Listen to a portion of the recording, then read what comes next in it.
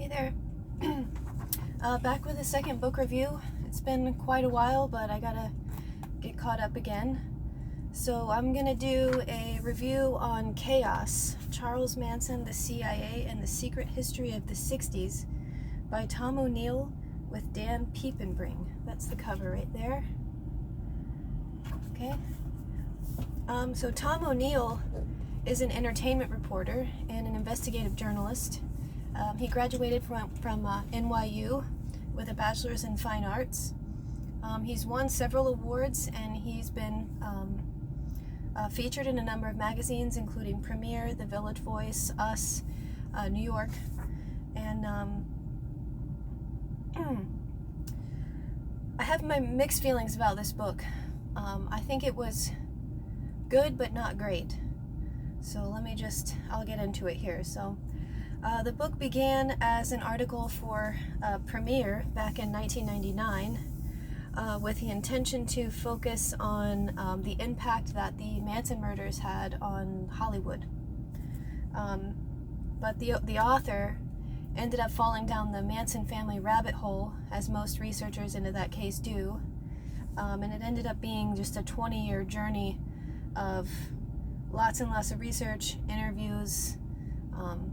It's pretty crazy. So I guess I'll get into why I have mixed feelings about it. I feel that there were parts of the book that were very tedious and sort of confusing to get through. And then other parts of it were very engaging and interesting. And yeah, like I said, it was good but not great. So let's get into the structure.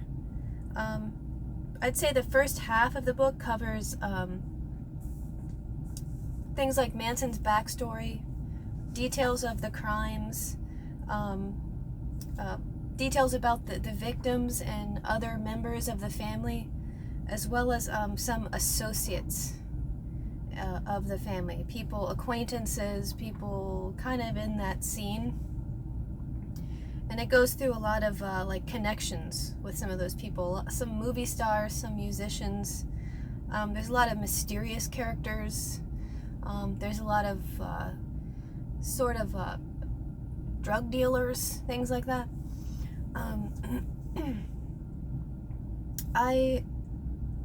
There is one chapter that he devotes to Terry Melcher and whether or not Terry Melcher committed perjury, which I think that he did. You know, I mean, it's pretty clear, like, he committed perjury, and for some reason Bugliosi had no problem with that. Bugliosi's the prosecutor, so in case you're not familiar with it. But I thought that was very interesting, but I felt that it was sort of inconclusive, but also kind of unimportant for what the usual questions are with the case. And you know, I don't think Terry Melcher was a huge motivator in any of it. Like, it's a little bit serious of a crime to just be Manson offended by Terry Melcher, you know, like, and I don't see Terry Melcher as being a member of the family. Like, it just, I don't know. It spent quite a bit of time on that. So I also, I got frustrated with this first half of the book because a lot of it's hearsay, a lot of it's contradictions, some lies, some misremembering, some obfuscating. Like, it just, this part was very annoying to get through, and it's not Tom O'Neill's fault. It's kind of just part of the mystery of the case. Like, you know, what's going on. Like, I mean, it's Hollywood, so like, you know. And then I also felt like for all that confusion, there was not a lot of payoff there. Like, no clear, conclusive things. But what I did enjoy about this half of the book was that O'Neill, he does a pretty good job of dismantling the helter-skelter motive, like the book that Bugliosi wrote about the case. Like, it just sounds stupid, and I'm glad that he like took that apart. And Anyway, so the second half of the book is where I started getting a lot more engaged. He got, like, the author got into more history, sort of documented things, you know. He devotes like an entire chapter to the FBI's COINTELPRO and the CIA's Operation Chaos, which I feel that like every American should know what that is and what happened and why, and you should know that that's what the American government and our intelligence services are capable of. And that's only what they've done to the left wing, by the way, you know. So that part was good. I always enjoy reading about that kind of thing. His intention in bringing that up, for this, I'll say the whole book is kind of like, the whole half of that book is sort of him trying to make these connections. Even though he fails to make the full connection, it's kind of conjecture. Like, a lot of it's just conjecture, but it is interesting, right? So he's trying to draw a parallel between the actions of the Manson family and sort of the actions of the FBI and CIA and some of their programs. So he provides a lot of information about that with no evidence, though. So he includes extensive research on the Haight-Ashbury Free Medical Clinic, which I thought was really good. That whole section right there about especially about the drugs and the population experiments with rats and LSD and like all kinds. That stuff is like so interesting, very kind of disturbing, but interesting. And there's definitely a lot there. Like, that is crucial. That whole time that he spent there and the connections he made, and his parole officer, Manson's parole officer, all that's like really weird. He includes a whole chapter on MK Ultra. Spends a lot of time talking about Jolly West. Jolly, I was never in the CIA West, you know, like, he exposes a lot about that guy, and I just never get sick of hearing someone expose that asshole. Like, I just loved it. So he makes some connections between drugs, mind control, Manson's, you know, experiences in the Haight, and LSD, reprogramming his family members. Like, there's a lot of interesting stuff right there.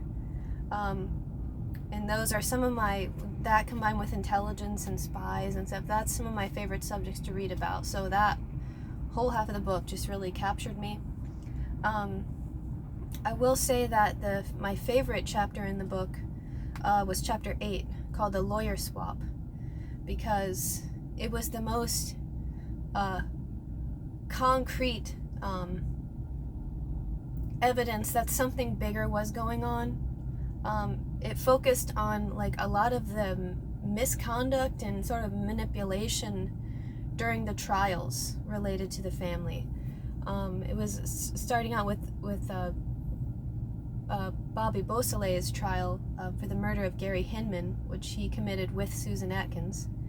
And they tried him separately from the rest of the family, and they went out of their way to like make sure that he wasn't tried with the family, and that Charles Manson wasn't mentioned in that trial, and like a lot of weird stuff they did. Like, after the prosecution and the defense in that trial rested their cases, the judge delayed the end of the trial to incorporate another witness for the prosecution, which is like not a credible person at all, and that's just kind of unheard of. So just weird stuff like that. He also did it without the defense lawyer's knowledge too, which is funny. Like, he went through his boss. It's so weird. Anyway, so then there was some other stuff. I won't get into all the details, but even the Tate LaBianca murder trial with the family against the family members and all that, there was a lot of manipulation there. Coaching testimony and changing details and stuff like that. swapping defense attorneys without the client or the attorney's permission, like making deals with clients, not recording it like formally in writing, and then like reneging on the deals, and just kind of weird stuff going on. All of that was very interesting, and it's the most conclusive. Like, you know, he even talked to other judges and other DAs and prosecutors and asked their opinions, like professionally, like what is this, you know? So one thing I'll definitely commend O'Neill for his exposure of Bugliosi as well. Like, I had no idea this guy was such a scumbag and like a kind of a nutcase. Like, man, that's so funny how crazy this dude was, and what a scumbag. Like, not just like during the trial or anything like that, but just his personal life and stuff. Just ugh. And so what I'll say is that I think that Tom O'Neill is a very good writer. And even though the book is a lot of just conjecture, with no real payoff in the end, like nothing really gets answered, he did keep me interested for all 436 pages, right? Like, I finished the book and all of that. I think he's a good writer. He's articulate.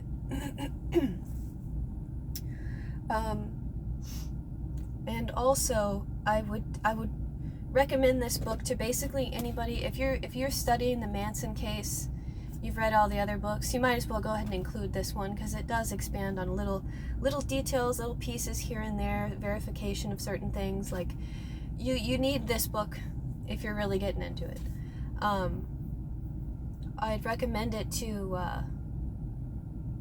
people that are just interested in like being an investigative journalist, because one thing that he does do is just show how grueling the process can be when you're trying to extract information from people, and having to follow up, and how long it takes. Like, he really does showcase what that's like, and I admire him for his persistence. Like, I don't know if I could do that, you know. And I would also recommend this for people who are interested in how like like court cases and a justice system can be manipulated. How like some of these people, these lawyers and these DAs and judges and stuff, like, they're not all virtuous people. They have these positions and they have they're treated with like a professional sort of respect, but a lot of them are just people, and what they want is fame or money or notoriety or something like that. So they will stoop to low levels and destroy like what our justice process is supposed to be. Like, I mean, some of this is like clearly not how law is supposed to work, you know. So anybody interested in that, I would definitely check this out.